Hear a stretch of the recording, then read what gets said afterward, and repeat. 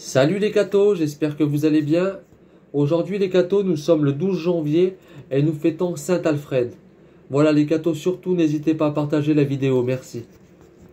Né au nord de l'Angleterre, Alfred se fit remarquer par tous les avantages de la naissance, de l'éducation et des talents.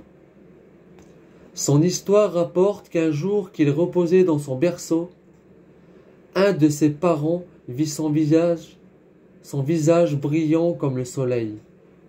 Jeune encore, il fut nommé gouverneur du palais par David, roi d'Écosse, et il remplit cette charge importante avec une supériorité qui lui attira l'estime du prince et de toute la cour.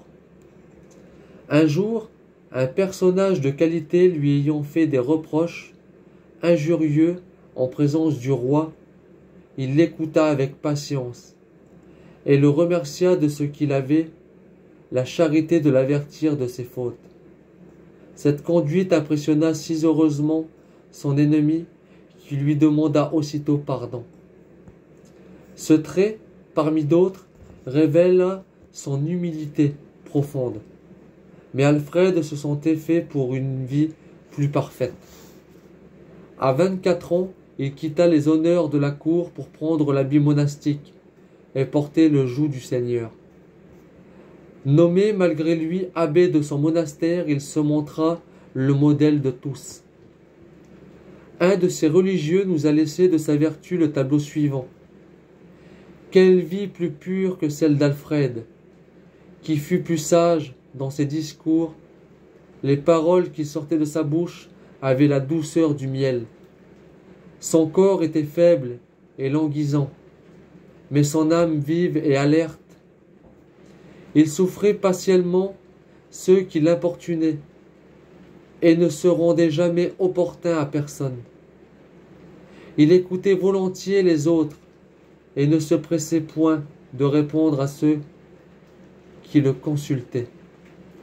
On ne le vit jamais en colère. Ses paroles et ses actions portaient la douce empreinte de ses actions et de cette paix dont son âme était remplie.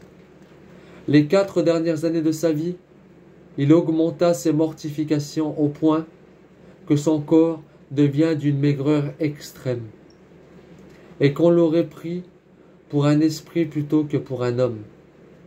Souvent, il se mettait dans une fosse creusée dans le sol de son oratoire, et de là, on l'entendit plus d'une fois s'entretenir avec les esprits célestes.